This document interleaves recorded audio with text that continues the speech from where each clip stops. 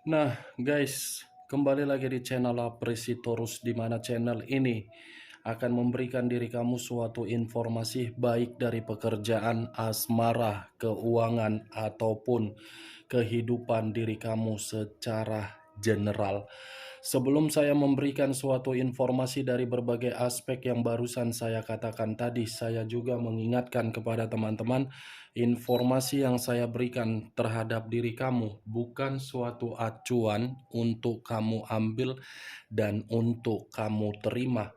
Saya hanya bisa memberikan diri kamu suatu informasi berdasarkan kartu yang saya pegang ini. Diri kamu hanya bisa berencana terhadap kehidupan kamu, akan tetapi di balik dari informasi dan perencanaan tersebut, lagi-lagi yang menentukan adalah Sang Pencipta. Sebelum saya mengambil satu persatu kartu yang saya pegang ini secara acak, saya juga mengingatkan kepada teman-teman apabila ketemu dengan channel saya agar menekan tombol subscribe-nya dan menyalakan loncengnya supaya next video saya lebih semangat untuk memberikan suatu informasi baik terhadap kondisi energi kamu, manusia yang selama ini kamu prioritaskan, serta pihak ketiganya. Oke, Wageng. Sama seperti biasanya, saya tidak memiliki judul atau topik yang akan saya bahas atau yang akan saya angkat, tetapi saya akan berusaha untuk berbagi cerita dari setiap kartu yang akan saya ambil nanti secara acak. Apakah informasi di balik dari kartu tersebut akan memberikan suatu gambaran yang bersifat positif atau kebalikannya? Kita langsung saja. Saya akan mengambil beberapa kartu, di mana kartu yang akan saya ambil nanti bisa saja bersifat resonate, bisa saja tidak bersifat resonate. Semuanya saya kembalikan terhadap pola pemikiran kamu. Semuanya saya kembalikan terhadap situasi energi yang kamu miliki untuk saat ini.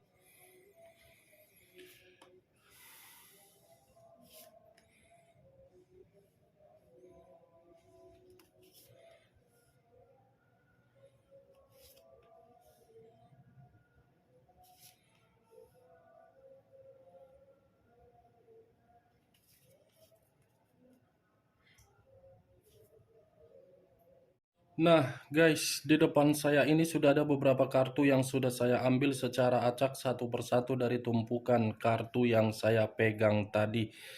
Apakah informasi atau cerita di balik dari kartu yang ada di depan saya ini akan memberikan suatu gambaran yang bersifat positif atau kebalikannya? Kita langsung terhadap kartu pertama.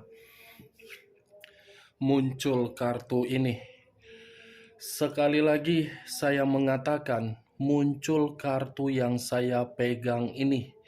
Di mana kemunculan kartu yang saya pegang ini seperti memberikan suatu isyarat atau berbicara terhadap kondisi satu energi, yang dimana kondisi energi tersebut untuk saat ini saya melihat saya melihat dan saya merasakan sepertinya ada satu bentuk pergerakan, tetapi bentuk pergerakan ini saya kategorikan sedang mencari yang namanya kedamaian.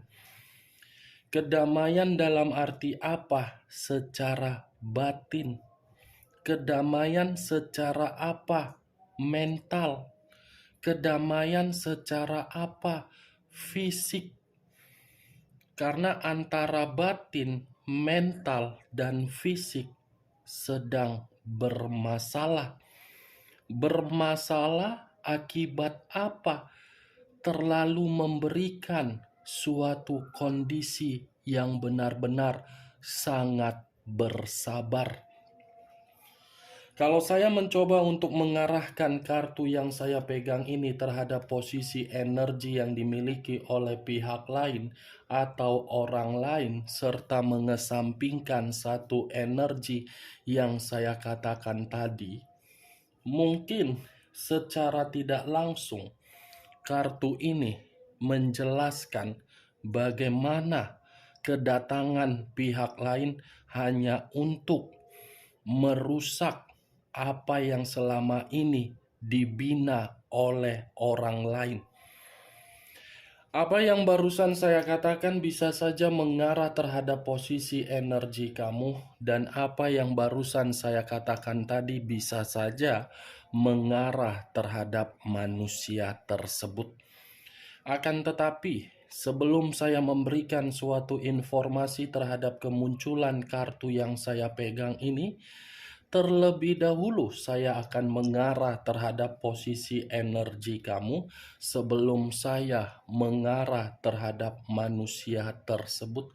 Sebelum saya mengarah terhadap manusia itu, terlebih dahulu saya akan mengarah terhadap diri kamu. Di mana ketika diri saya mengarah terhadap posisi energi kamu, baik secara pemikiran, perasaan, ataupun kondisi batin, dari ketiga aspek yang barusan saya katakan, Wak Geng, saya ingin kembali bertanya terhadap diri kamu. Hanya sekedar kembali bertanya, bukan ada niat di dalam perkataan saya ini untuk menyudutkan, menyalahkan, apalagi menghakimi diri kamu. Pertanyaan saya cukup sederhana. Kamu mengenal yang namanya ikan salmon? Kamu mengenal tidak yang namanya ikan salmon? Kalau mungkin diri kamu mengenal yang namanya ikan salmon, berarti diri kamu pun mengetahui berapa harga dari ikan salmon tersebut. Kenapa ikan salmon dikategorikan ikan yang termahal dari posisi harganya? Bagaimana? Wak Geng? Kenapa ikan salmon itu dikenal sebagai ikan yang kategori harganya mahal? Wak Geng? Kalau memang diri kamu mengetahui dan memahami. Tetapi kalau memang diri kamu agak sedikit kurang memahami, kenapa saya ada kaitkan dengan ikan salmon? Ikan salmon itu salah satu ikan yang mampu melawan arus. Sekuat apapun arus yang ada di dalam air, ikan salmon mampu untuk mengatasinya. Ketika ingin naik ke atas, ada yang menanti untuk memakan ikan salmon tersebut. Serba salah posisi ikan salmon. Mengikuti arus, dikategorikan ikan tersebut selalu melawan.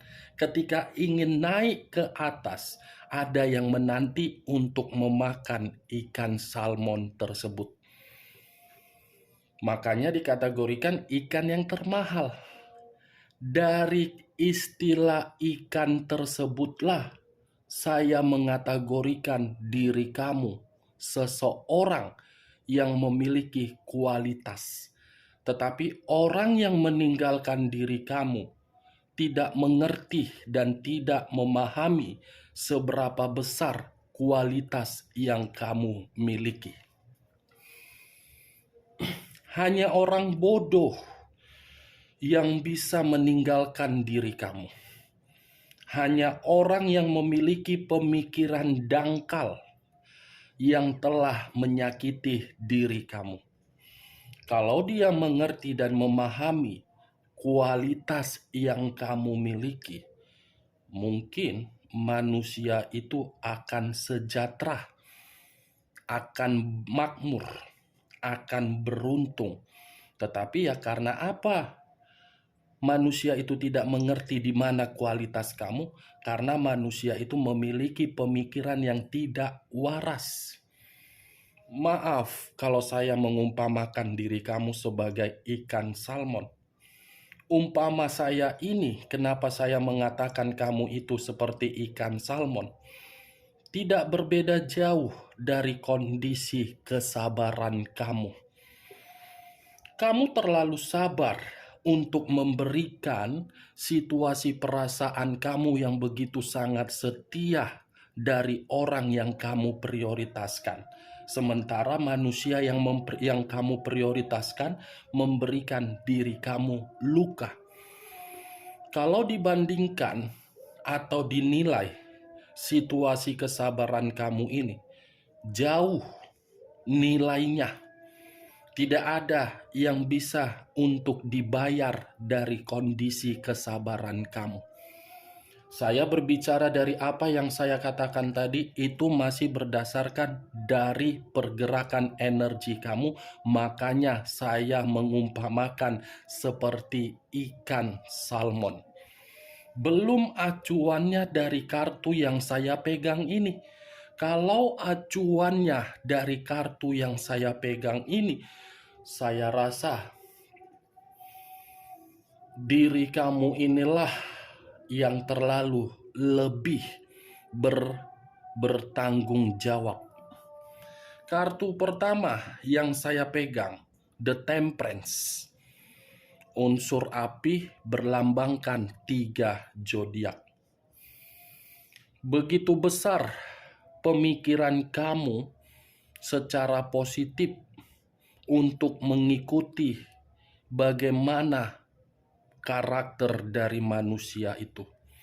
Begitu besar situasi ketulusan kamu untuk membiarkan manusia itu menyakiti diri kamu, tetapi diri kamu selalu memaafkan. Saya tidak menyalahkan bagaimana situasi kamu dari tindakan kamu, tetapi ya lagi-lagi kita berbicara secara kenyataan untuk saat ini. Apakah tindakan kamu memberikan diri kamu suatu hasil? Tidak ada yang menyalahkan untuk berbuat baik, Wak Geng. Tidak ada yang menyalahkan memberikan rasa simpati terhadap orang. Tidak ada yang menyalahkan memberikan sikap kepedulian. Tetapi manusia zaman sekarang berbeda. Tidak pernah mau menghargai apa yang pernah diberikan. Ya lagi-lagi memang kembali terhadap umpama yang saya katakan tadi. Yakinlah dan percaya. Orang bodoh yang meninggalkan diri kamu. Cepat atau lambat, kebodohan itulah yang akan menyadarkan dia, di mana ketika kebodohan itu menyadarkan diri dia untuk meminta maaf terhadap diri kamu, belum tentu maaf yang kamu berikan terhadap manusia itu membuktikan diri kamu bisa secara tulus memberikan maaf. Pasti akan ada situasi dari energi kamu yang namanya pergejolakan. Itu dia, Pak Geng. Muncul kartu 5 of Pentacles. 5 of Pentacles terdiri dari 5 koin. Kenapa saya mengatakan kata koin? Koin ini berasal dari kata Pentacles. Secara tidak langsung, kedua kartu yang saya pegang ini bukan terlalu lebih mendominasi terhadap kondisi energi kamu, tetapi kondisi energi yang telah meninggalkan diri kamu demi yang namanya berpetualang ataupun kebebasan. Five of Pentacles. Saya rasa pergerakan energi manusia tersebut yang saya lihat untuk saat ini membuktikan pergerakan energi itu benar-benar sedang menderita. Baik secara materi, kesehatan, pekerjaan, semuanya bermasalah. Kamu bisa lihat sendiri bagaimana posisi gambar di dalam kartu yang saya pegang ini. 5 koin. Kesulitan untuk mendapatkan perkembangan, kehilangan yang namanya kebahagiaan, perasaan yang ditinggalkan dari orang yang dia prioritaskan, perjuangan untuk mengembalikan kondisi keuangan yang lagi terpuruk. Manusia itu merasa hidupnya berada di dalam posisi yang terasingkan. Kalau saya mencoba menarik dari kata terasing, berarti secara otomatis ketika manusia itu pergi meninggalkan diri kamu dan tidak mengetahui di mana kualitas kamu, lebih memandang kualitas orang di luaran sana, manusia itu hanya dijadikan sebagai aset. Aset yang bergerak ibarat ATM berjalan. Masukkan kartu, tekan nomor PIN, keluar uang. Hanya dia yang memprioritaskan orang di luaran sana. Orang di luaran sana tidak mau memprioritaskan dia. Kalaupun orang di luaran sana mau memprioritaskan dia, karena lagi-lagi berbicara mengenai materi. Kartu kedua berbicara materi, bukan perasaan, bukan situasi konflik, bukan situasi kehidupan. Ini koin. Bukan cawan, bukan tongkat, bukan pedang, tetapi koin. Ini dia, Wage. Banyak perubahan suatu kehidupan yang dia terima ketika dia tidak bersama dengan diri kamu. Perubahan itu bukan dalam arti memberikan diri dia suatu kebahagiaan, tetapi malah membuat diri dia menderita. Muncul kartu The Devil. Unsur tanah berlambangkan 3 zodiak: Capricorn, Taurus, dan Virgo. Ini The Devil ada kaitannya terhadap The Temperance, iblis dan angel. Akibat dari kebodohan dia telah menempatkan posisi dia di dalam kondisi penuh dengan penyakit. Akibat penyakit membuat keuangan dia melarat. Ini orang hanya menganggap orang yang dia prioritaskan, wah jauh lebih baik, jauh lebih enak, jauh lebih ini. Ternyata hasilnya nol. The Devil. Pengaruh negatif yang dia dapatkan. The Devil, manusia itu hanya dianggap sebagai budak. Budak hanya untuk memberikan berbagai kemewahan. The Devil, kondisinya memang menyiksa manusia itu. The Devil, manusia itu bukan dalam bahagia. Nih, dia bagian. Eight of Swords. Terdiri dari 8 pedang. Kalau saya mencoba untuk menarik satu pedang dari ke-8 pedang yang barusan saya katakan, satu pedang yang saya tarik ini seperti menggambarkan situasi apa?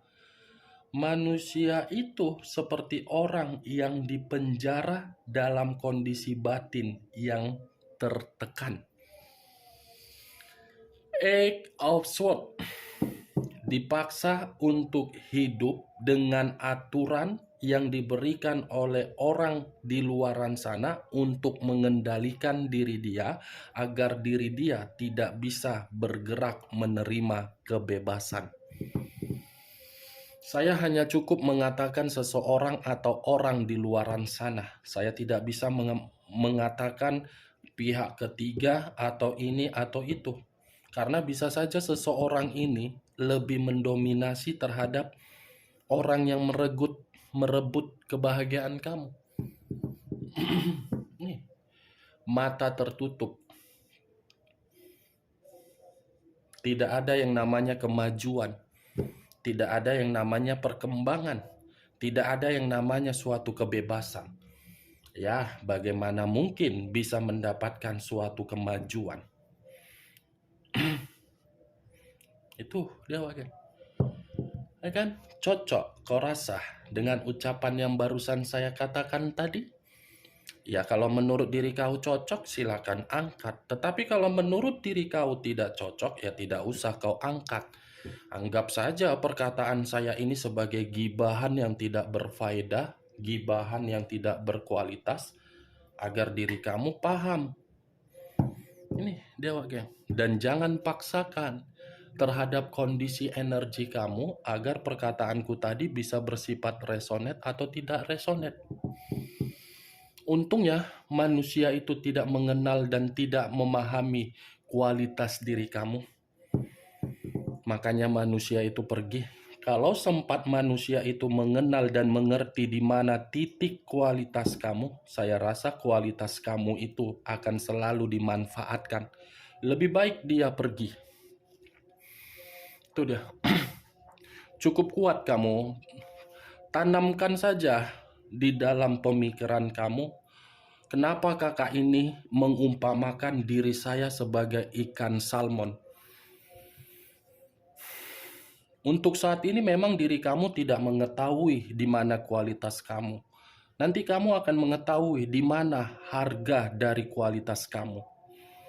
Tanamkan saja ikan salmon. Kenapa dikategorikan sebagai ikan yang bisa melawan arus dan harganya cukup tinggi?